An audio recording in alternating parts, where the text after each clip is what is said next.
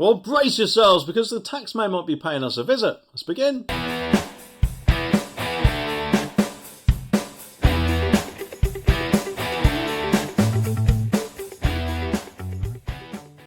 Taxmen, they often appear to me like Gollum from Lord of the Rings, going, my precious, whenever they find some sort of mistake or whatever, and then of course come under the person who's done it, whether that mistake was innocent or not. And obviously if it wasn't, then they should come after them. However, they apparently are now, according to this article it seems, clamping down. Have decided to make a few more side hustles count towards people's income. So let's see what's going on. The article says that HMRC crackdown on sellers on side hustle sites including Depop and Airbnb comes into force. And online sellers making money apparently from second-hand goods or homeowners who have let out their spare rooms are among those who can end up paying tax on their side hustle earnings under a New Year tax clampdown. And since January the 1st, digital platforms such as eBay, Airbnb, Etsy, Amazon and Vinted must share their seller information with HM Revenue and Customs as part of a crackdown dump the side hustle tax. And this will allow tax authorities to apparently detect and tackle tax evasion whilst also levelling the playing field with how traditional businesses are treated for tax purposes according to HMRC. Now, correct me if I'm wrong, but I'm pretty sure there was already some sort of thing going on where you could earn £1,000 or up to £1,000 where you didn't actually need to contact the tax people at all. You'd like to think that these sites would already have been included in that, so I can't see how this is exactly much different. And so it even says here that the threshold for earnings for so-called online side hustles is set at more than £1,000 a year. And above this, online sellers must register as self-employed and file a tax return at the end of the financial year. Oh, I see what's going on. Apparently it does say that HMRC was already able to request the information from UK-based digital platforms, but Britain apparently has signed up to new rules that came into effect at the start of the year via the Organisation for Economic Cooperation and Development, apparently the OECD, allowing it to share information with other tax authorities to access data and platforms based outside the UK. So basically, it seems that before with companies based outside the UK, they were relying on us to actually tell them that we're earning over £1,000. Now they'll get actually confirmation of how much people are earning from those companies overseas, or actually companies altogether, and therefore find out information that a lot of sneaky people out there, I'm guessing, didn't exactly want them to know. But at the end of the day, if you do earn over that amount, then yeah, you should be paying tax, just like I have to and those other people have to. It does also say that the online platforms will be required to report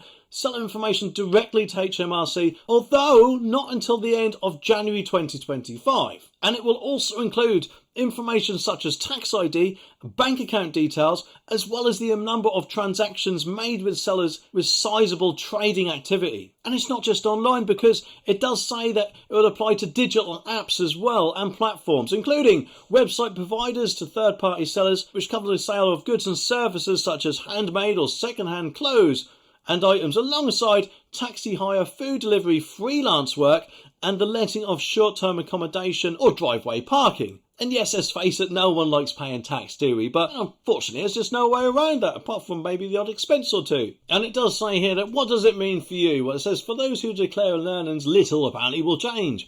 Anyone earning over the £1,000 trading allowance is expected to fill out an online return, as we were just saying, even if apparently no tax is due. And those who don't will get a nudge or elbow, it often seems, from the HMRC. Individuals also have apparently £1,000 tax-free allowance for money made through property. And eBay sellers will also need to provide their national insurance number for the first time ever, it seems. I mean, I can't remember ever putting my national insurance number in there. Airbnb says it has apparently already been sharing earnings information from hosts with HMRC for a number of years, and it has tax information on its site. But there is some good news apparently, and that is that another New Year tax change coming in from January the 6th is that the cut to national insurance. Well, how much is that then? It's being cut, the contribution rate that is, from 12% to, wait for it, 10%! Woo! Wow, that's going to make so much difference, isn't it?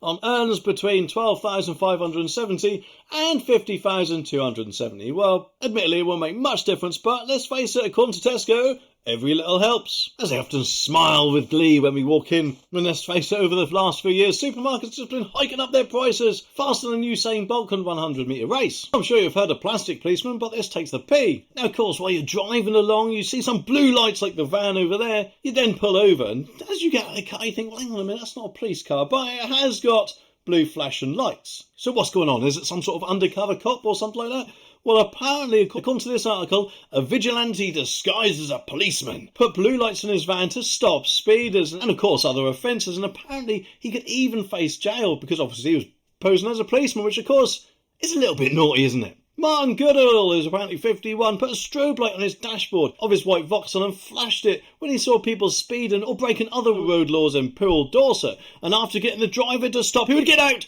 wearing dark clothes and combat trousers, very sneaky, a dark top with badges and a police-themed lanyard, and tell them he was a sworn special constable, and each time he apparently issued a warning, which he logged meticulously in his pocketbook. Well, the thing is, it's not a very nice experience getting pulled over, is it? I mean, admittedly, I have been pulled over once or twice, but at the end of the day, the last thing you expect when you are pulled over is for the policeman to be some sort of fake or bell-end, it seems, in this case. And yes, I know there'll be some people out there saying, well, he was only trying to do a good thing by stopping people from speeding. And yes, that is all well and good, them saying that. However, at the end of the day, he is not a policeman, and he does not have the right or power to stop people. And therefore, what happens if he caused some sort of accident? If the person behind the wheel got panicked because they saw blue flashing lights and then, I don't know, crashed into someone or something like that, it just doesn't bear thinking about, does it? He could actually even be getting off on such a thing by writing it in his notebook. And if he continued to get away with it, who knows what other things he'd have done next, eh? I mean, I'm not saying he would do, but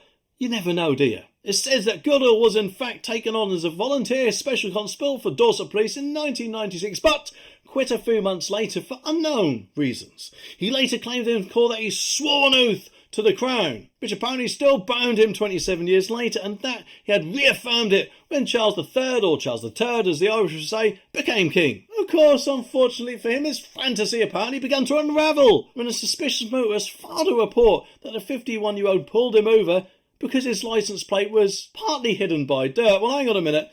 This speeding is one thing, licence plate is another. Either way, though, he's got no right to pull these guys over at all. And it just seems that he kind of gets off on it, in my opinion. I mean, I could be wrong, but that does seem the way it is, isn't it? I mean, why else would he have thought, do you know what, today, I'm going to buy some blue lights and start pulling people over. And Sergeant Stephen Payne, a real traffic officer, aware of the description in the report, spotted Goodall, seized items from his van, including a strobe light, and asked him to attend a voluntary interview at a later date. But strangely, despite, of course, being under investigation, he kept on stopping drivers and was caught out again, this time by a genuine volunteer constable. A special police officer, Robert Amity, I think that says, I hope we pronounced that right, happened to be driving past when Goodall lectured the driver of a black hatchback for allegedly hammering it down a 20-mile-an-hour road.